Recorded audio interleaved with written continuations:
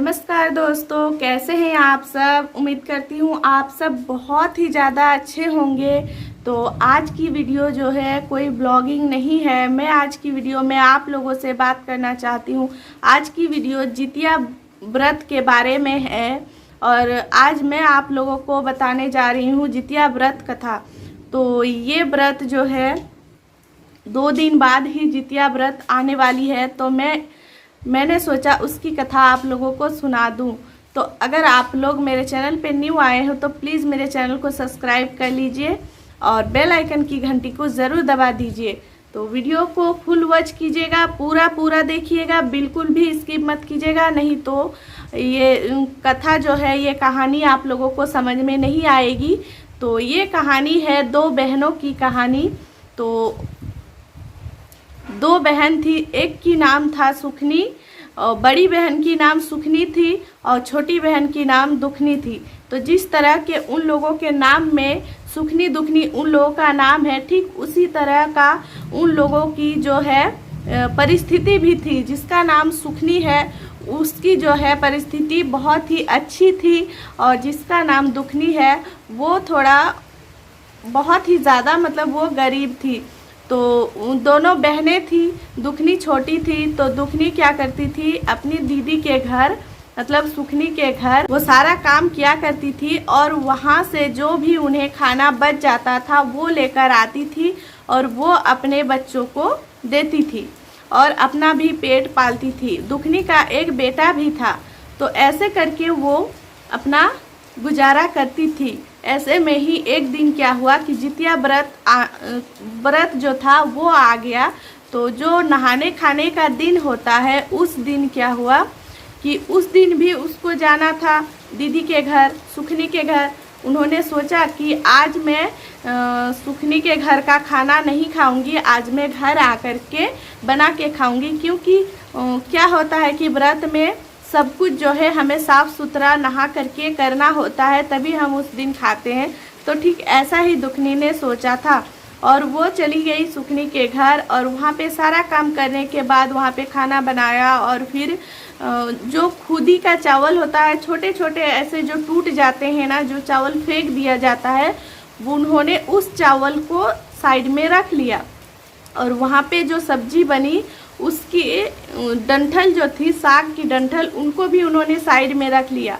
और जब वो घर आई तो साथ में वो खुदी का चावल और साग की डंठल को लेते हुए आई और अपने घर में आने के बाद नहाने के बाद उन्होंने खुदी का चावल बनाया और साग की डंठल की सब्जी बनाई। तो मतलब ये खाना बनते बनते रात हो चुकी थी। तो फिर दुखनी ने अच्छे से खाना खाया, अपने बच्चों को भी खिलाया और सो गई। तो उस दिन रात के ढेर रात होने के बाद लगभग 12 बज रहे थे। उस वक्त दुखनी के दरवाजे से एक ठक ठक की आवाज़ आई। तो वो ठक ठक की आवाज़ सुनते ही दुखनी सोचने लगी कि इतनी रात को कौन आया होगा। तो जैसे ही उन्होंने दरवाज़ा खोला तो सामने देखा एक बूढ़ी अम्मा खड़ी थी और बूढ़ी अम्मा बोल रही थी कि क्या मुझे कुछ खाना मिलेगा। तो दुखनी ने बूढ़ी अम्मा को हंसते हुए अपने घर में लेके आई और फिर उन्होंने बैठने के लिए कहा और बैठा करके उन्होंने खाना दिया और कहा कि अम्मा आज तो मेरे घर में खुदी का चावल बना है और साग की डंठल की सब्जी बनी है, तो क्या आप वो खाओगे। तो बूढ़ी अम्मा ने कहा कि मुझे बहुत ज़ोरों से भूख लगी है, मैं वही खा लूँगी।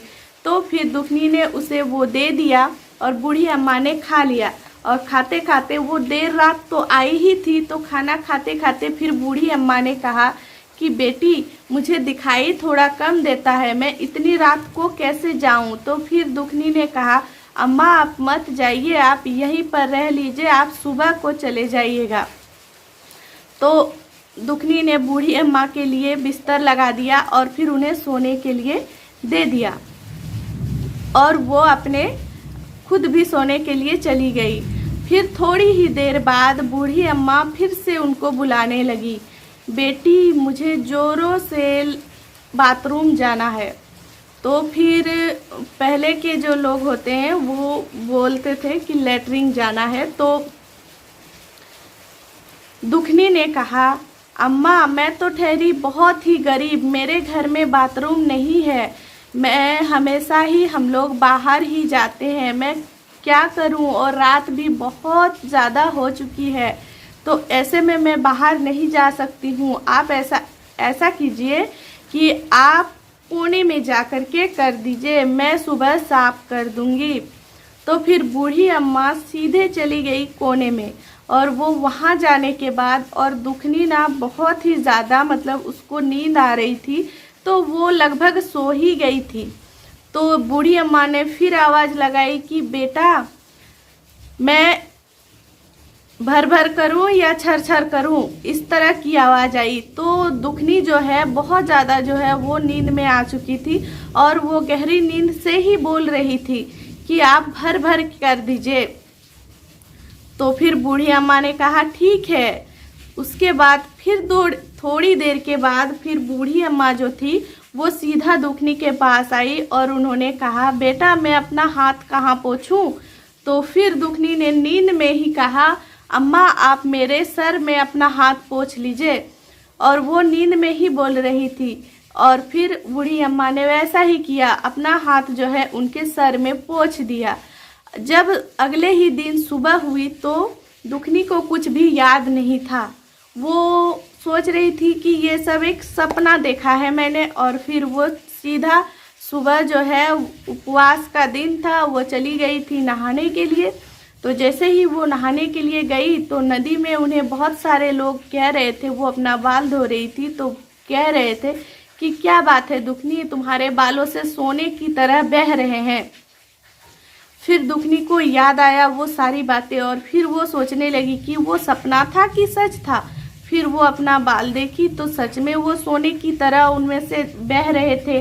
तो फिर वो सोच रही थी कि अगर मेरे बालों से ऐसा बह रहा है, तो अगर ये सब सच है तो फिर मेरा घर तो गंदा होगा। तो फिर वो दौड़ती हुई घर आई, क्योंकि उन्होंने सोचा कि फिर मुझे साफ भी करना है, उसके बाद फिर से मैं नहाने आऊँगी।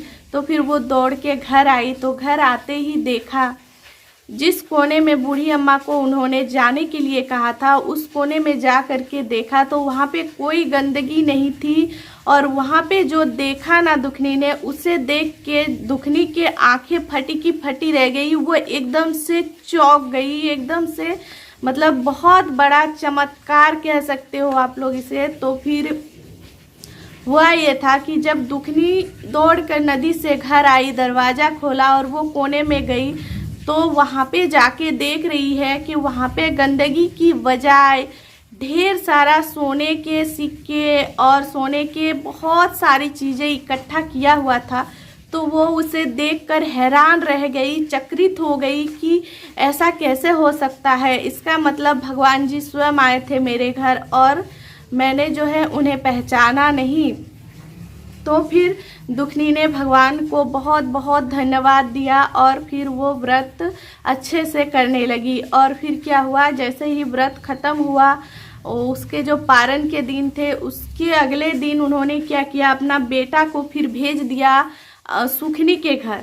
तो उन्होंने कहा जाओ बेटा मौसी के घर से तराजू लेकर के आओ, हम तोलेंगे कि सोना कितना है। तो बेटा तो चला गया, वहाँ जा कर के बेटा बोलने लगा कि मौसी तराजू दीजिए, मम्मी ने तराजू मांगा है। तो फिर मौसी बोलने लगी कि बेटा तराजू क्यों चाहिए। तो बेटा ने कह दिया कि मम्मी को ना सोना तोलना है। तो फिर सुखनी जो थी वो बहुत ज़ोर ज़ोर से हंसने लगी और बोली कि खाने के तो कुछ है नहीं और सोना तोलोगे, सच सच बताओ क्या बात है, क्या तोलेगी तुम्हारी अम्मा। तो फिर बेटा ने फिर वही बात कहा कि हाँ मौसी मेरी मम्मी जो है वो सोना तोलेगी। तो फिर सुखनी को थोड़ा सा जो है मन में डाउट हुआ और फिर वो क्या कि गोंद होता है ना, जो गोंद, उस गोंद को ना वो तराजू में चिपका दी, ताकि उनको लगा कि जो भी चीज़ दुखनी उस तराजू में तोलेगी तो वो थोड़ा ना थोड़ा सा गोंद में चिपकेगा ही। तो फिर मुझे पता चल जाएगा कि दुखनी जो है क्या मतलब इस तराजू में क्या तोली है। तो फिर उन्होंने तराजू को दे दिया और फिर बेटा जो है तराजू लेके घर आ गया। फिर जैसे ही दुखनी ने सारा सोना तोला, उसके बाद तराजू को वापस दे के भेज दिया। फिर वहाँ पे सुखनी ने देखा कि तराजू में तो सच में छोटा सा एक सोने का टुकड़ा उसमें लगा हुआ था गोंद में। तो फिर वो एकदम से चौंक गई कि सच में ये सोना है। तो फिर वो अपनी बहन से मिलने उसके घर आई और बोली कि इतना सारा सोना कहाँ से आया तेरे पास, ये सब कैसे हुआ। तो फिर दुखनी ने वो सारी कहानी बताई कि नहाने खाने के दिन मैं आप ही के घर से खुदी का चावल लाई थी और वो साग के डंठल, और उसे ही मैंने बनाया था। तो वो सारा कुछ बता दिया जो उस रात उसके घर में हुआ था। तो सुखनी ने सुना और उसके मन में लालच आ गया, और फिर वो तो ठहरी पैसों वाली, वो तो व्रत वगैरह नहीं करती थी। लेकिन फिर उन्होंने मन मन में सोचा कि अगले साल मैं भी व्रत करूंगी और मैं भी खुदी का चावल बनाऊंगी। और ऐसा सोच सोच के उन्होंने साल भर पार कर दिया। और फिर जब जितिया का नहाने खाने का दिन आया तो उस दिन उन्होंने खुदी का चावल और डंठल, साग की डंठल की सब्जी बनाई। और फिर वो सबको खाना खिला के और खुद भी खा के और चुपचाप सबको सुला के, और वो बैठ के इंतज़ार करती रही कि कब बूढ़ी अम्मा आएगी। ठीक वैसा ही ढेर रात होने के बाद उसके घर में भी उसी तरह ठक ठक की आवाज़ आई। फिर वो जाकर दरवाज़ा खोली तो देखा कि वहाँ पे एक बूढ़ी अम्मा खड़ी थी। तो फिर उन्होंने भी बूढ़ी अम्मा को घर के अंदर ले गई। फिर वैसे ही उन्होंने भी खाना खिलाया। ठीक उसी प्रकार बूढ़ी अम्मा को सोने के लिए दी। फिर रात को बूढ़ी अम्मा को जाना था लेटरिन। फिर बूढ़ी अम्मा ने उसे आवाज़ लगाई कि बेटा मुझे जाना है। तो फिर उन्होंने कहा कि आप चले जाइए कोने में। उनके घर में बाथरूम था, लेकिन फिर भी उन्होंने कहा कि आप कोने में जाइए, क्योंकि उनके मन में लालच था, उन्हें तो चाहिए था सोना। तो इस वजह से उन्होंने कहा कि आप कोने में चले जाइए, मैं सुबह साफ कर दूंगी। और ऐसा कहकर फिर जब बूढ़ी अम्मा कोने में गई तो फिर उन्होंने आवाज़ लगाई कि बेटा भर भर के करूँ या छर छर के। तो इस वक्त वो ये बात भूल गई थी कि दुखनी उसको क्या बोली थी, भर भर के बोली थी या छर छर के बोली थी। तो फिर वो सोचने लगी कि क्या बोले थे, और फिर हड़बड़ी में उन्होंने छर छर के बोल दिया। और वैसा ही हुआ। और फिर वो चले आई बूढ़ी अम्मा। फिर बोला हाथ कहाँ पोंछूं बेटा, तो फिर कहा मेरे सर में। तो फिर पोंछ दिया। और जब सुबह हुई तो उनके जो बालों में इतनी गंदगी थी, उनके घर में चारों तरफ बदबू ही बदबू थे।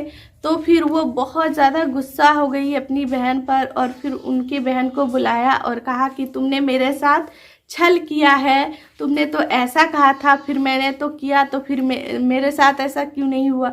तो फिर उसकी जो बहन थी उसने कहा कि तुमने भर भर के कहा था या छर छर के कहा था। तो फिर उन्होंने कहा छर छर के, तो कहा कि यही तो तुमने गलती कर दी, मैंने तो भर भर के कहा था। और फिर दूसरी बात यह है कि उसकी बहन फिर उसको बोलने लगी कि तुम्हारे पास तो किसी चीज़ की कमी नहीं है, फिर तुम ये सब क्यों की, और तुम्हारे पास बहुत अच्छा अच्छा खाना जब था तो फिर तुमने खुदी का चावल भगवान जी को क्यों खिलाया। कितने नसीब से अम्मा जी मेरे घर आई, वो अम्मा जी का रूप लेकर के आई थी, और फिर तुमने उसे क्या किया, घर में खाना रहते हुए भी तुमने इतना मतलब बेकार खाना खिलाया जो तुम लोग कभी नहीं खाते हो। बाथरूम होते हुए भी तुमने घर के कोने में कहा, ये तुमने सही नहीं किया, तुम लालच कर रही थी और लालच का फल तुम्हें मिला। तो इसी कहानी से यही पता चलता है कि हमें किसी भी व्रत को करने से पहले मन में कोई लालच नहीं रखना चाहिए। हमें पूरे श्रद्धा भक्ति से कोई भी व्रत करना चाहिए। उसका फल क्या होगा क्या नहीं, अगर हम फल के बारे में पहले ही सोचेंगे तो हमें व्रत नहीं करना चाहिए। वो व्रत बिल्कुल भी संपूर्ण तरीके से नहीं होता है। जो एकदम मन से व्रत करते हैं उन्हीं की मनोकामना पूरी होती है, और भगवान हर तरह के लोगों की मदद करते हैं, और वो सबकी दुर्दशा देख करके ही वो उनकी मदद करते हैं और जानते हैं कि कौन किसको किस चीज़ की ज़रूरत है ना। तो ज़्यादा लालच भी अच्छी नहीं होती है। तो कैसा लगा आज का वीडियो हमें कमेंट में ज़रूर बताइएगा। वीडियो पसंद आया है तो वीडियो को लाइक ज़रूर कर दीजिएगा, और अपनी फैमिली में, अपने दोस्तों के साथ, अपने रिश्तेदारों के साथ शेयर भी कर दीजिएगा। हमारे चैनल पे नए आए हैं तो प्लीज़ हमारे चैनल को सब्सक्राइब करके बेल आइकन की घंटी को ज़रूर दबा दीजिएगा, ताकि हमारे आने वाली नई वीडियो की नोटिफिकेशन आप सबको मिल जाए। तो चलिए इसी के साथ मिलते हैं आप सबसे नेक्स्ट अच्छे से वीडियो पर। तब तक के लिए आप सबको जय माता दी।